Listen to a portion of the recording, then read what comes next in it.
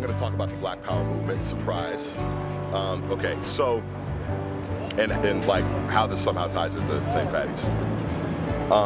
During the Black Power movement, like that was getting ridiculously popular, you know, among black people, right? So the government just was like, all right, it's no big deal. It's just another black movement, you know what I mean? They're going to do this and do that. And, you know, like they weren't really, I mean, they were surveilling the Black Power movement like all over the place, but they weren't like really taking much action. Like COINTELPRO was the thing that J. Edgar Hoover started back then. Yeah.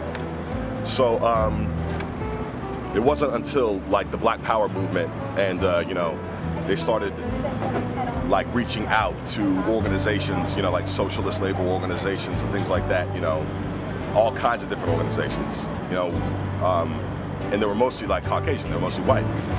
And it wasn't until then that, you know, J. Edgar Hoover was like, okay, these people are not just normal Black Power movement. They are seriously the, what he said, something like it's the greatest internal threat or something like that. The greatest threat to the international security of the United States. Yeah, that's what he said. He was an asshole.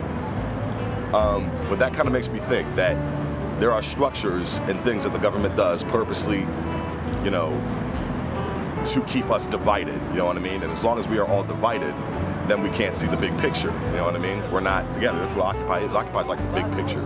There's so many different backgrounds, so many different this, so many different that, and we're all just like, wow. In some way, shape, or form, this government is incredibly fucked up. You know, so we just gotta come together, people. Just like, this is, it's okay to talk to somebody else about their ideology. It's okay to have those conversations. You know what I mean? Reach out, step beyond your conditioning. You know what I mean? If they had that solidarity back then, we should have it now.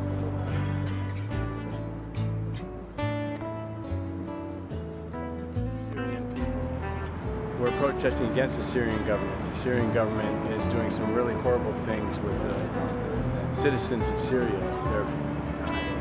Some of it is not even stuff you want to even say on camera. It's so horrible what's happening. So anybody who loves freedom, anybody who yearns for freedom was there today. We had Iranians there, we had Egyptians, Palestinians, Americans, Syrians, many Syrians, mostly children. So we, a number of us from Occupy went to the protest and we supported the Syrians. We were there all day. It was fantastic. There was a lot of energy, a lot of youth were there, a lot of women and children. And this is the same theme that's being repeated throughout the Middle East and here in the United States. In the United States, we're protesting egos and greed. Over there in the Middle East, they're protesting freedom and, for lack of a better word, they're spilling blood for freedom over there. So it's a pretty serious thing. The concept of Occupy is actually spreading like wildfire across the country. It's not just a cliche anymore. It's a living, breathing organism that's, even though you don't have the number of tents that we had here and you don't have the occupiers staying here like we did before, the concept is spread into the communities. And one of the reasons why I am supporting the Occupy movement is because of the good that's happening.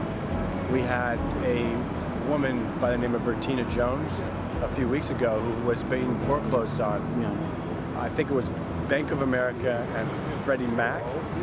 And we did something really good. A group of us went down to Freddie Mac.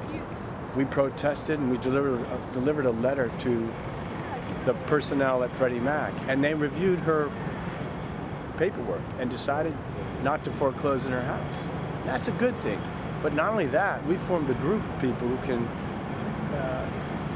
you can contact at occupyhomesdc.org, their website.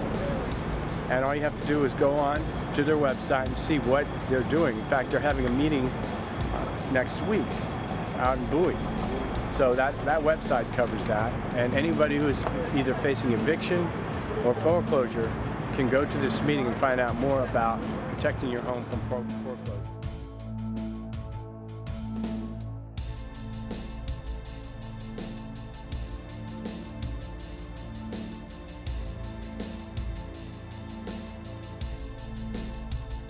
Start hearing grumblings about this getting closed down. We were all about the freedom of speech aspect of it too, in addition to what Occupy stands for. I mean, we don't agree with all the tactics or all the things that Occupy says or does, because that's the way everybody is about Occupy. But we certainly agree with everyone's right to be able to come down here and say what they have to say about it. And when we heard about that potential being shut down, I think what really drew us to start showing up here regularly. And we started coming down here on the 24th of January. Each evening at least we try to be here. And we've been here every day at least, one of us. Just want to make sure it carries on. Enjoy meeting people down here. We think we've met a lot of good people. And I think it's been a real learning experience for us.